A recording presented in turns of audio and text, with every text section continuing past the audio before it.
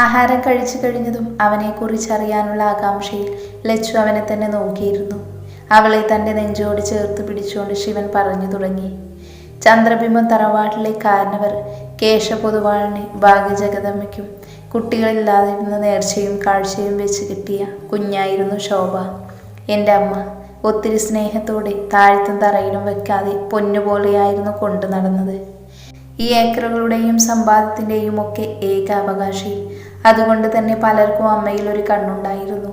എന്നിരുന്നാലും മുത്തശ്ശനും മുത്തശ്ശിയും അമ്മയെ പൊതിഞ്ഞു പിടിച്ചിരുന്നു. അമ്മയ്ക്കും അവരായിരുന്നു ലോകം. അവർ പറയുന്നതിനപ്പുറം അമ്മ പോവില്ലായിരുന്നു. പഠിച്ചുകൊണ്ടിരുന്നപ്പോൾ തന്നെ ഒരുപാട് കല്യാണാലോചനകൾ വന്നിരുന്നു അമ്മയ്ക്ക്. മുത്തശ്ശൻ്റെ വാശി കൊണ്ട് അതെല്ലാം തള്ളിക്കളഞ്ഞ് അമ്മയെ പിന്നെയും മുന്നോട്ട് പഠിപ്പിച്ചു. അങ്ങനെയിരിക്കെ അമ്മയുടെ പഠിപ്പ് കഴിഞ്ഞ് നിൽക്കുന്ന സമയം രാവിലെ 8 മണിയായത് ഉമ്മറത്തെ മണി മുഴക്കി ആരോ വന്നു. മുത്തശ്ശിയും അമ്മയും മാത്രമേ വീട്ടിലുണ്ടായിരുന്നുള്ളൂ. മുത്തശ്ശി പാചകപ്പുരയിൽ നിന്ന് ഉമ്മറത്തേക്ക് വന്നു. ആരാ? പരിചയമില്ലാത്ത ആളെ കണ്ട് നെറ്റിച്ചുളിച്ചുകൊണ്ട് മുത്തശ്ശി ചോദിച്ചു. ഞാൻ വൈദ്യനാഥൻ, കുറച്ച് അക്കരെന്നാ. അയാൾ അവരെ നോക്കി കൈകൂപ്പി പറഞ്ഞു. വരൂ, ഇങ്ങോട്ടിരിക്കാം. ഉമ്മറത്തെ കസേര ചൂണ്ടിക്കൊണ്ട് അവർ പറഞ്ഞു. അയാൾ അതിലേക്കിരുന്നു. എന്താണാവോ വന്നത്? എൻ്റെ പരിചയത്തിലൊരു കൂട്ടരുണ്ട്. ഇവിടുത്തെ കുട്ടിക്ക് മംഗളം അന്വേഷിക്കുന്നുണ്ട് എന്നറിഞ്ഞു വന്നതാണ്. മോളുടെ കാര്യങ്ങളെല്ലാം തീരുമാനിക്കുന്നത് ഞാനോ മോളോ അല്ല, അദ്ദേഹമാണ്. അദ്ദേഹം ഇപ്പോൾ ഇവിടെയില്ല, പാടത്താണ്. ഓ, എപ്പോഴാ വരിക? കൃത്യമായി അറിയില്ല. ഉച്ചയ്ക്കുള്ള ആഹാരം അവിടെ തന്നെ പണിക്കാരുണ്ടാക്കും. അതുകൊണ്ട് ഉച്ചഭക്ഷണം കഴിക്കാനുള്ള വരവ് കുറവാണ്. ആ, പാടത്തേക്കുള്ള വഴി പറഞ്ഞു തന്ന ഞാൻ അങ്ങോട്ട് പോയി കാണാമായിരുന്നു. രാമനുണ്ണി, മുത്തശ്ശി തെക്കേ തൊടിയിലേക്ക് നോക്കി വിളിച്ചു. എന്താ മുത്തിയമ്മേ? മോനൊന്നും ഇത്ര ഇവിടെ വരിക. രാമനുണ്ണി വന്നത് മുത്തശ്ശി അവനോട് കാര്യങ്ങൾ പറഞ്ഞയച്ചു. അവനോടൊപ്പം അയാളും പോയി. പാടത്തേക്ക് ഇറങ്ങിയതും കണ്ടു പണിക്കാരുടെ ഇടയിൽ നിന്നും ഞാറ് നടന്ന മുത്തശ്ശനെ. ഉറക്കെ വർത്താനം പറഞ്ഞു പൊട്ടിച്ചിരിച്ചുമായിരുന്നു ജോലി ചെയ്തിരുന്നത്. മുത്തശ്ശ, രാമനുണ്ണിയെ വിളി കേട്ടത് മുത്തശ്ശൻ തല ഉയർത്തി നോക്കി. എന്താടാ കുട്ടെ, നിന്നെ ഈ വഴിക്കൊന്നും കണ്ടില്ലല്ലോ ഇന്ന്. അവനെ നോക്കി നെറ്റിയിലെ വിയർപ്പ് കൈ തുടച്ചുകൊണ്ട് നീക്കി അദ്ദേഹം ചോദിച്ചു. ഞാൻ കവലയിലെ റേഷൻ കടയിൽ പോയിരുന്നു. 2 ദിവസമായി അമ്മ പറയുന്നത്. ഇന്നും കൂടി പോയില്ലെങ്കിൽ അമ്മ എന്നെ അടുപ്പിലിടും. അങ്ങനെ പേടിയുള്ളത് നല്ലതാടാ മുത്തശ്ശ. അയ്യോ, ഞാൻ വന്ന കാര്യം മറന്നു. ദാ ഇത് ഞാൻ പരിചയപ്പെടുത്താം. അവൻ പറയാൻ തുടങ്ങിയതും അയാൾ ഇടയ്ക്ക് കയറി പറഞ്ഞു. ഞാൻ വൈദ്യനാഥൻ, അക്കരെ നീലഗിരിയിൽ നിന്നാണ്. ഞാനൊരു കാര്യം ചോദിക്കാൻ വേണ്ടി വന്നതായിരുന്നു. അയാളുടെ സംസാരത്തിൽ നിന്ന് തന്നെ കാര്യം അല്പം ഗൗരവമുള്ളതാണെന്ന് മുത്തശ്ശന് മനസ്സിലായിരുന്നു. അതുകൊണ്ട് തന്നെ അദ്ദേഹം കൈയും കാലും കഴുകി പാടത്തു നിന്ന് കയറി വന്നു. എന്താണാവോ? തലയിൽ കെട്ടിയ തോർത്തഴിച്ച് കൈയും ദേഹവും തുടച്ചുകൊണ്ട് അദ്ദേഹം ചോദിച്ചു. എനിക്കറിയാവുന്നൊരു കൂട്ടരുണ്ട്, അവിടെ ശ്രീനിലയത്തിലാണ്. അവരുമായി ഒരു ബന്ധം ഉണ്ടാക്കുന്നതിൽ നിങ്ങൾക്ക് താല്പര്യമുണ്ടോ എന്ന് ചോദിച്ചറിഞ്ഞ് വരാൻ ഏൽപ്പിച്ചതാണ് എന്നെ. ശ്രീനിലയം എന്ന് പറയുമ്പോൾ അവിടുത്തെ കാരണവർ ചന്ദ്രശേഖർ പണിക്കർ. ആ, അറിയാം എനിക്കവനെ. എൻ്റെ ചങ്ങാതിയായിരുന്നു പണ്ട് പഠിക്കുന്ന കാലത്ത്. മുത്തശ്ശൻ ഒരു ചിരിയോടെ പറഞ്ഞു. ആ, അപ്പോൾ കാര്യങ്ങൾ എളുപ്പമായല്ലോ. അദ്ദേഹത്തിൻ്റെ മകന് വേണ്ടിയാണ്. ഇതാണ് പയ്യൻ, പേര് ശങ്കരൻ. പഠിപ്പും വിവരമൊക്കെ ഉണ്ട്. ഇപ്പം ചന്ദ്രൻ്റെ പറമ്പ് തോട്ടമൊക്കെ നോക്കി നടത്തുവാണ് അവന്. കയ്യിലിരുന്ന ഫോട്ടോ കാണിച്ചുകൊണ്ട് അയാൾ പറഞ്ഞു. മുത്തശ്ശൻ ഫോട്ടോ കയ്യിൽ നോക്കി. കാണാൻ മാന്യൻ, നല്ല പൗരുഷം, തിളങ്ങുന്ന മുഖം, കണ്ടാൽ നല്ല ആട്യത്തും തുളുമ്പുന്ന മുഖം, നല്ല വെളുത്ത് തുടുത്തിരിക്കുന്നു. ആ ഫോട്ടോയിൽ പോലും അയാൾക്ക് വല്ലാത്തൊരു ഭംഗി തോന്നിച്ചു. മുത്തശ്ശന് കണ്ട മാത്രയിൽ തന്നെ അയാളെ ബോധിച്ചു. ഞാൻ എൻ്റെ കുട്ടിയോടൊന്ന് സംസാരിക്കട്ടെ, എന്നിട്ട് അറിയിക്കാം. അത്രയും പറഞ്ഞുകൊണ്ട് ഫോട്ടോയും വാങ്ങി അയാളെ പറഞ്ഞയച്ച് മുത്തശ്ശൻ തറവാട്ടിലേക്ക് മടങ്ങി. മുത്തശ്ശൻ അയാളെ പറഞ്ഞയച്ച ശേഷം തറവാട്ടിലേക്ക് മടങ്ങി. തറവാട്ടിലെത്തിയത് മുറ്റത്തെ കിണറ്റിൽ നിന്നും തൊട്ടിയിൽ കോരി വെച്ചിരിക്കുന്ന വെള്ളം കൊണ്ട് ഒന്ന് മേല് കഴുകി അഴയിൽ കിടന്ന് തോർത്തെടുത്ത് ദേഹം തുടച്ചുകൊണ്ട് അകത്തേക്ക് കയറി. ശോഭേ, ഉമ്മറത്ത് ചാരു കസേരയിൽ ഇരുന്നു കൊണ്ട് മുത്തശ്ശൻ ഉറക്കെ വിളിച്ചു. എന്താ അച്ഛാ? അടുക്കളയിൽ മുത്തശ്ശിയോടൊപ്പം പണിയിലായിരുന്നു അമ്മ. മുത്തശ്ശൻ്റെ വിളി കേട്ട് വെപ്രാളപ്പെട്ട് കയ്യിൽ ഒരു മൊന്ത കഞ്ഞിവെള്ളവുമായി അങ്ങോട്ടേക്ക് ഓടി വന്നു. വെള്ളം മുത്തശ്ശനെ ഏൽപ്പിച്ചുകൊണ്ടായിരുന്നു ചോദ്യം. മുത്തശ്ശൻ അത് വാങ്ങി ചുണ്ടോടടുപ്പിച്ചു. അത് നോക്കി അമ്മ ഉമ്മറ തിണ്ണയിലിരുന്നു. അമ്മ എവിടെ മോളെ? വെള്ളം കുടിച്ചുകൊണ്ട് മുത്തശ്ശൻ ചോദിച്ചു. അമ്മ ഉച്ചയൂണിന് കാലാക്കുന്ന തിരക്കിലാച്ചാ. വിളിക്ക്. ആ, മുത്തശ്ശൻ പറഞ്ഞതും അമ്മ എഴുന്നേറ്റ് അകത്തേക്ക് പോയി. മുത്തശ്ശി ചോറൂറ്റി വഴിക്കുന്ന തിരക്കിലായിരുന്നു. ഒപ്പം അടുപ്പിൽ സാമ്പാർ തിളയ്ക്കുന്നുണ്ട്.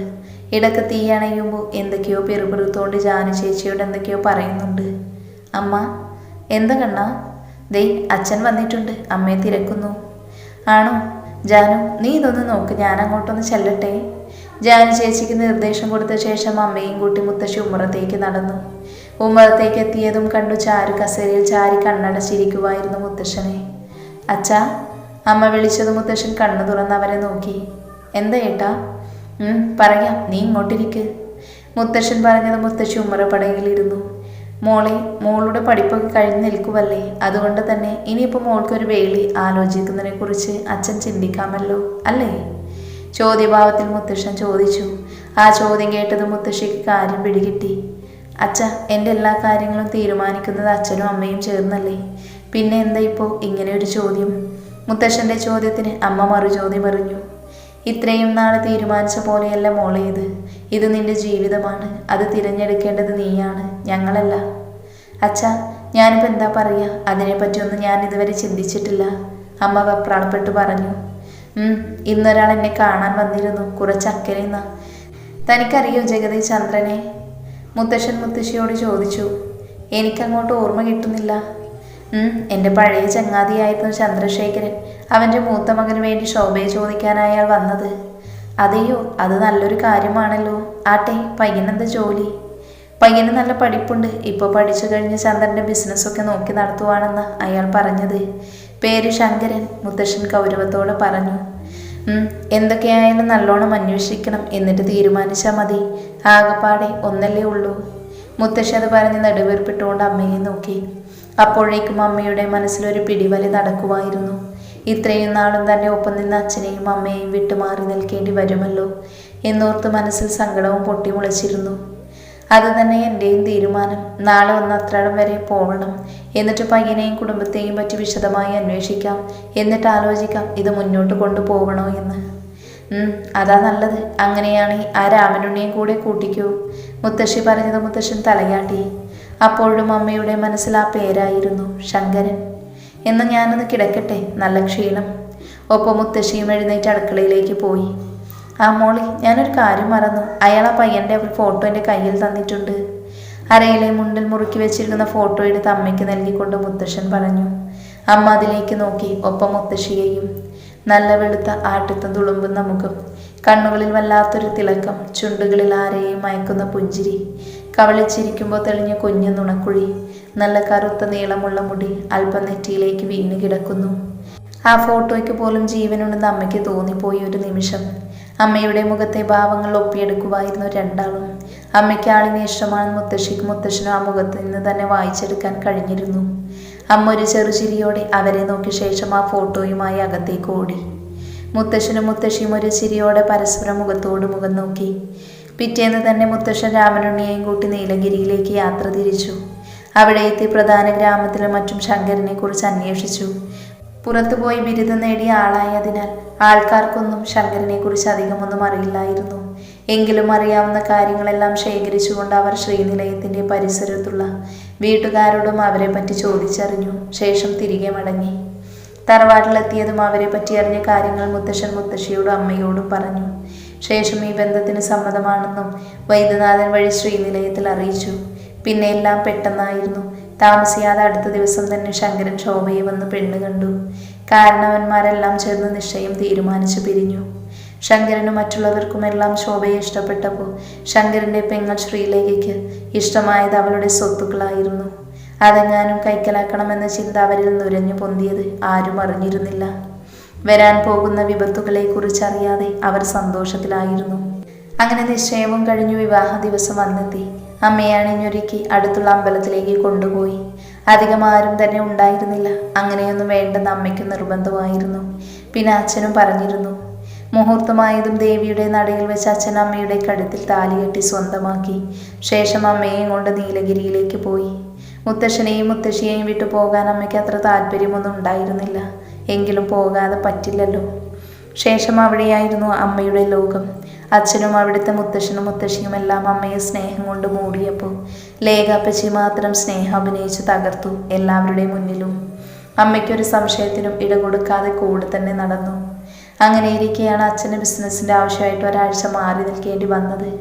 വീട്ടിൽ മുത്തശ്ശിയും മുത്തശ്ശനും മറ്റുള്ളവരും കുടുംബക്ഷേത്രത്തിൽ ഉത്സവത്തിൻ്റെ തിരക്കിലായിരുന്നു. ഈ സമയത്ത് അമ്മ തനിച്ചായിരുന്നു വീട്ടിൽ. കാരണം അന്ന് എൻ്റെ അമ്മയുടെ വയറ്റിൽ ഞാൻ പിറവി കൊണ്ട സമയമായിരുന്നു. അത് അമ്മയും അച്ഛനുമല്ലാതെ ആരും അറിഞ്ഞിരുന്നില്ല. അമ്മയ്ക്ക് ഇടയ്ക്കിടയ്ക്ക് തലകറക്കവും ക്ഷീണവും ഒക്കെ ആയതിനാൽ സുഖമില്ലെന്ന് പറഞ്ഞായിരുന്നു പോകാനിരുന്നത്. അമ്മയെ നോക്കാനെന്ന വ്യാജേന അപ്പച്ചിയും.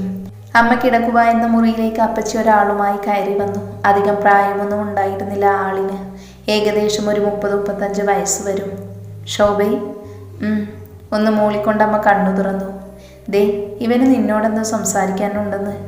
അപ്പച്ചി പറഞ്ഞതും അയാളെയും അപ്പച്ചിയെയും അമ്മ കണ്ണു പിടിച്ചു നോക്കി. ആരാ ലേഖേച്ചി ഇത്? ഇതെൻ്റെ ഒരു അകന്ന ബന്ധുവാ. ഭാര്യ മരിച്ചത് പിന്നെ വിവാഹം കഴിച്ചിട്ടില്ല. ഒരു കുട്ടിയുണ്ട്. ഇയാൾക്ക് എന്നോടെന്ത് സംസാരിക്കാനുള്ളേ? അമ്മ സംശയത്തോടെ ചോദിച്ചു. ഇവൻ ഇത്രയും നാളും ഇല്ലാത്തൊരു പൂതി ഇപ്പം നിന്നെ കണ്ടപ്പോൾ. ഒരു വഷളം ചിരിയോടെ അയാളെ നോക്കി അപ്പച്ചി പറഞ്ഞു. എന്നാൽ നിങ്ങൾ സംസാരിക്ക്. അതും പറഞ്ഞ് അയാൾ അമ്മയുടെ അടുത്ത് തള്ളി. അപ്പച്ചി പുറത്തേക്ക് ഡോറടച്ചു പൂട്ടി. ഏയ് ലേഖേച്ചി! അടുത്തേക്ക് വന്നയാളെ പിടിച്ചു തള്ളി അമ്മ ഡോറിനടുത്തേക്ക് ഓടി. ഡോറിൽ തട്ടി വിളിച്ചെങ്കിലും അപ്പച്ചി വാതിൽ തുറന്നില്ല. എവിടേക്കാ നീ പോണേ? വാടി ഇവിടെ. അമ്മയെ പുറകിൽ നിന്നും തൂക്കിയെടുത്ത് അയാൾ ബെഡിലേക്കിട്ടു. പ്ലീസ് എന്നെ ഒന്നും ചെയ്യല്ലേ. ഞാനെന്ത് തെറ്റാ നിങ്ങളോടൊക്കെ ചെയ്തേ? ഭയന്നലറി കലറിഞ്ഞുകൊണ്ട് അമ്മ അയാളോട് യാചിച്ചു. അയാൾ ഒരു ദാക്ഷിണവുമില്ലാതെ അമ്മയുടെ തുണി വലിച്ചു കീറി. അമ്മ അയാളിൽ നിന്നും രക്ഷപ്പെടാൻ ഒത്തിരി ശ്രമിച്ചെങ്കിലും അയാളുടെ ശക്തിക്ക് മുന്നിൽ പിടിച്ചു നിൽക്കാനായില്ല. ഒടുവിൽ ക്ഷീണിച്ച അമ്മയുടെ ബോധം പോയി. വിളിച്ചിട്ട് അനക്കമൊന്നുമില്ലെന്ന് കണ്ടപ്പോൾ അയാൾക്കൊരു ഭയന്നു. പേടിച്ചയാൾ വാതിലിൽ മുട്ടി. അമ്മയെ ബോധമില്ലാതെ അയാളോടൊപ്പം കിടത്തി അപ്പച്ചി ഫോട്ടോ എടുത്തു. ശേഷം അയാളെ പറഞ്ഞയച്ചു. എന്നിട്ട് മുത്തശ്ശിയെയും മുത്തശ്ശനെയും വിളിച്ചു കാര്യം പറഞ്ഞു. അവർ ക്ഷേത്രത്തിൽ നിന്നും ഓടിയെത്തി ഹോസ്പിറ്റലിലേക്ക് കൊണ്ടുപോയി. ഹോസ്പിറ്റലിൽ എത്തിച്ച ശേഷം അച്ഛനെ വിളിച്ചു പറഞ്ഞു. ഓടിയെത്തിയ അച്ഛനോട് അപ്പച്ചി പറഞ്ഞത് അമ്മയും അയാളും തമ്മിൽ കുറേ നാളായി ബന്ധമുണ്ടായിരുന്നെന്നും ഇപ്പോൾ അമ്മയുടെ വയറ്റിൽ വളരുന്ന കുഞ്ഞ് അച്ഛൻ്റേതല്ലെന്നും വീട്ടിൽ ആരുമില്ലാതിരുന്ന നേരത്ത് അമ്മ അയാളെ വിളിച്ചു വരുത്തിയതാണെന്നും സ്വന്തം സഹോദരിയുടെ വാക്കുകളെ അവിശ്വസിക്കാൻ കഴിയാതിരുന്ന അച്ഛൻ ആ നേരം മുതൽ അമ്മയെ സംശയിക്കാൻ തുടങ്ങി. പിന്നീട് ഹോസ്പിറ്റൽ അമ്മയെ കാണാൻ അച്ഛൻ പോയില്ലായിരുന്നു. വീട്ടിൽ പലരും അമ്മയോട് ചെറിയ രീതിയിൽ നീരസം പ്രകടിപ്പിക്കാൻ തുടങ്ങി. പ്രഗ്നൻ്റ് ആയിരുന്നിട്ട് പോലും അമ്മയെ ശുശ്രൂഷിക്കാൻ അച്ഛനെന്നല്ല ആരും പോയിട്ടില്ല. കിട്ടുന്ന അവസരങ്ങളിലെല്ലാം അപ്പച്ചി അമ്മയെ ഓരോന്ന് പറഞ്ഞ് കുത്തി നോവിക്കാൻ തുടങ്ങി. ഒപ്പം വീട്ടിലെ മറ്റുള്ളവരും. ഒടുവിൽ സഹിക്കവയ്യാതെ അമ്മ മുത്തശ്ശനെ വിളിച്ച് തനിക്കിവിടെ നിൽക്കാൻ താല്പര്യമില്ലെന്ന് കരഞ്ഞു പറഞ്ഞു. തൻ്റെ കുഞ്ഞിൻ്റെ ആ വാക്കുകൾ കേട്ട പാതി കേൾക്കാത്ത പാതി മുത്തശ്ശൻ നീലഗിരിയിലേക്ക് പുറപ്പെട്ടു. തറവാട്ടിലെത്തി മുത്തശ്ശനോട് മാത്രം പറഞ്ഞ അമ്മയെയും കൂട്ടി അവിടെ നിന്നിറങ്ങി. വീട്ടിലെത്തും വരെ മുത്തശ്ശൻ അമ്മയോട് ഒന്നും ചോദിച്ചില്ല. തിരികെ തറവാട്ടിലെത്തി അമ്മ മുറിയിൽ കയറി ഒരൊറ്റ കിടപ്പായിരുന്നു. പിന്നീട് മുത്തശ്ശി ഓരോന്ന് പറഞ്ഞ് അമ്മയെ പഴയ പോലെയാക്കി. ശേഷം അമ്മ അവിടെ നടന്ന ഓരോ കാര്യവും മുത്തശ്ശിയോട് പറഞ്ഞു. എല്ലാം കേട്ട് സ്തംഭിച്ച അവസ്ഥയിൽ മുത്തശ്ശി ഒറ്റ ഇരിപ്പായിരുന്നു. ശേഷം അമ്മയെ കെട്ടിപ്പിടിച്ച് പൊട്ടിക്കരഞ്ഞു. മുത്തശ്ശൻ വീട്ടിലേക്ക് വന്നത് മുത്തശ്ശി എല്ലാം പറഞ്ഞു. അതിൽ കലിപ്പൂണ്ട് മുത്തശ്ശൻ നീലഗിരിയിലേക്ക് പുറപ്പെട്ടു. അവിടെ ചെന്ന് ശ്രീലേഖയുടെ കരണം നോക്കി ഒന്ന് പൊട്ടിച്ചു. അതിൻ്റെ ദേഷ്യത്തിൽ അച്ഛൻ മുത്തശ്ശനെ പിടിച്ചു തള്ളി.